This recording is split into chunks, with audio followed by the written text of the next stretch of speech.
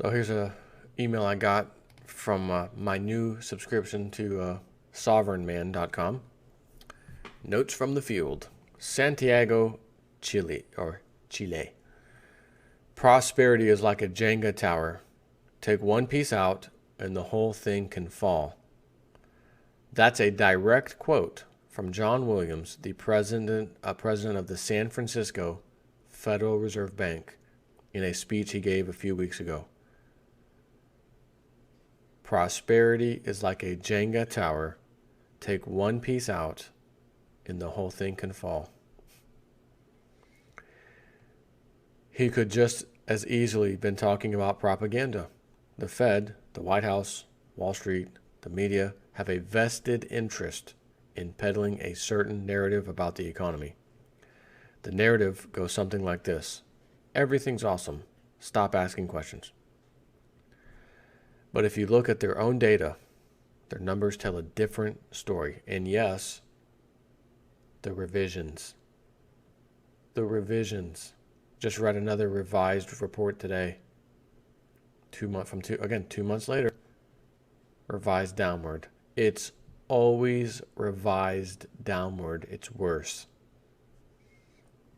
Didn't hear a peep about it on the media. Mainstream media. My team and I were recently studying U.S. manufacturing indices, something that has traditionally been a strong indicator of recession. This data is collected by the Federal Reserve. They survey manufacturing businesses and ask if factory orders are growing, shrinking, or relatively unchanged. You'd think that based on this everything is awesome narrative, that all the numbers would be growing. And yet, much of the data show that manufacturing is actually shrinking. Or, to be even more clear, that the U.S. is in a manufacturing recession. In Texas, for example, just 4% of businesses report that they are growing. 38% are shrinking. The Philadelphia Fed's manufacturing index has been in recession since September of last year. The San Francisco Fed's total factor productivity is also reporting negative growth. The New York Fed's Empire State Manufacturing Index was at minus 16.6 for February. In fact, the last time the index was below minus 15 was in October of 2008. Remember that? The last recession? Excuse me. 10 months into the recession. The numbers are all pretty clear. There's an obvious industrial and manufacturing downturn, but that shouldn't matter because Fox News, CNN, CNBC, and the White House tell us that consumer spending drives the U.S. economy. Industrial production is irrelevant. They run headlines like retail sales rise more than expected as part of the good news narrative. And speaking of retail sales, that's what I just looked at recently. Revised. Wasn't as good as we thought. Walmart, our sales growth this year, 2016, we're forecasting none. We're going to close 200-something stores, 169, I think, in the U.S. alone. How's that sales growth for you? Retail sales. This sounds mysteriously like fewer people killed by police than expected, or fewer airlines declare bankruptcy than expected. But the reality is that prosperity isn't a Jenga puzzle. It's quite simple. You have to produce more than you consume. Strangely, though, the financial establishment cheers when consumption is up, and they totally ignore the data when production is down. And then it gets revised. That semi-okay data that you were tooting your horns about has been revised down to garbage. CNN, crickets. Fox News, crickets. MSNBC, crickets. That's what you hear. And no surprise, if you look at the long-term data, you'll see that a manufacturing downturn, i.e. less production, almost invariably precedes a recession. There were large downturns in manufacturing and industrial production in 2008, 2001, 1990, 1980 to 81, 1974, and 1970, and every other recession since the Great Depression. More importantly, out of the 17 recessions over the last century, the longest period between them was about 10 years. The average time between recessions is just about 68 months. Bottom line, the economy is due for a recession, and the indicators suggest that one may already be in the works. The bigger challenge is that both the Federal Reserve and the federal government are out of ammo. As in tools in the toolbox, the Federal Reserve likes to refer to. We got some tools in the toolbox if the recovery isn't quick enough. And okay.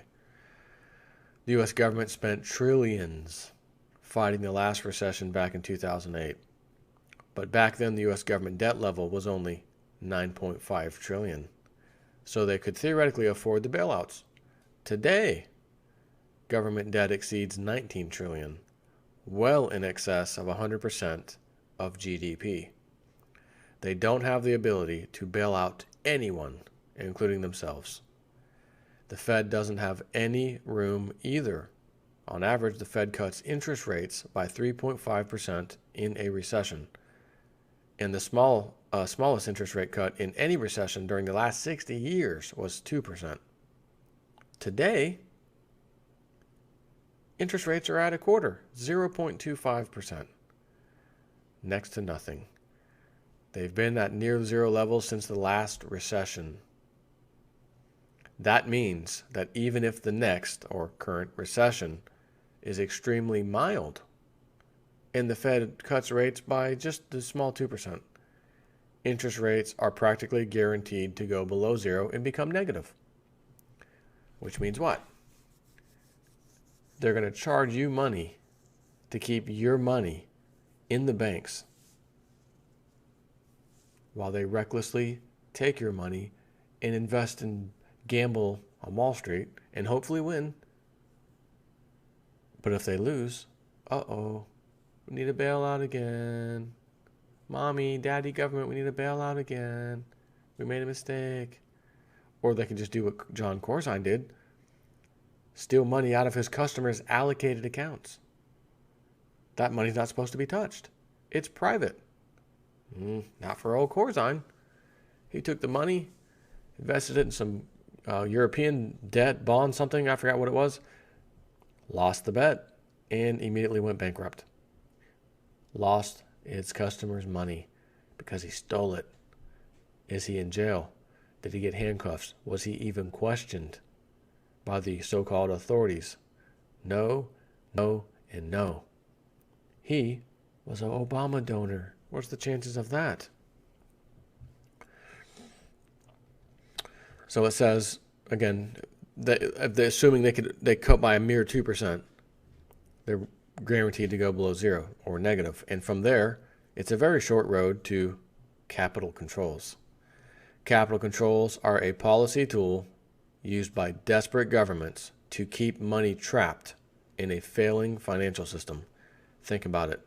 When rates turn negative, who in his or her right mind would keep money in a savings account that's going to charge you interest for the privilege of letting a banker gamble your funds away on the latest investment fad?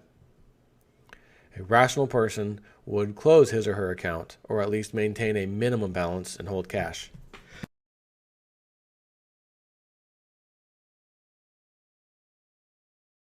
But if too many people take their money out of the banks, then the entire system collapses. And governments have shown they will do whatever it takes to prevent this from happening, even if it means restricting what you can or cannot do with your own money or your own savings account. We're already seeing bank withdrawal restrictions in Europe, as well as some loud calls to ban cash on both sides of the Atlantic, right? You've heard that recently. Ban cash altogether. These things are happening. And with the recession data in particular, we're not talking about what if. We're talking about what is. Even if all the data is wrong, and there's never another recession again until the end of time, you won't be worse off for having a plan B that protects your family, your savings, and your livelihood from such obvious risks. So think about this. The club wants to ban cash. Let's go all digital. And assuming they have their way, one world currency that's digital. Even if it's not, and it's just digital in your particular country with your particular dollar, whatever, you can't take that out now, can you? You can't say, I'm nervous. Oh, you're charging negative rates. You're going to charge me money to keep my freaking money in your bank? You're charging me? I'm taking it out. Oh, wait, I can't take it out. It's digital. Can't take it out. It's got to be in a bank somewhere. Well, I'll take it out of Bank of America and put it in Chase, JP Morgan. Oh, same thing over there. Well, I'll tell you what I'll do to you. I'll go to Citibank. Can't do that either. PNC? Can't do that either. Negative, negative, negative everywhere. Why? Because the Federal Reserve sets those rates. And the banks comply. Federal Reserve says negative, everyone has to go negative. So your digital dollars would literally be forced to stay in some banking institution, which also means forcing you to pay the interest, the negative interest that they set it to. That's what a world would look like in a digital dollar system. That is exactly the world that the club wants. So while you still have time, you should be keeping some money at your house, cash, and you should absolutely have some precious metals. You already know this. So again, this is sovereignman.com. Guy has great articles all the time. I signed up for his email, what do you call it, subscription or whatever. And it looks like daily or so I'm getting emails about little articles he writes. And these are, like I said, this guy's on top of stuff. Simon Black. So if you're looking for somewhere to subscribe to like this, I would say go to sovereignman.com and sign up. It doesn't cost me anything. I did notice once I got the email, there's like a part 2 that I could go to, and it does cost money, an actual monetary subscription. But I personally am not going to do it. I'm just going to see what this one's about, the free one, and I catch his articles all the time. So anyways, take care.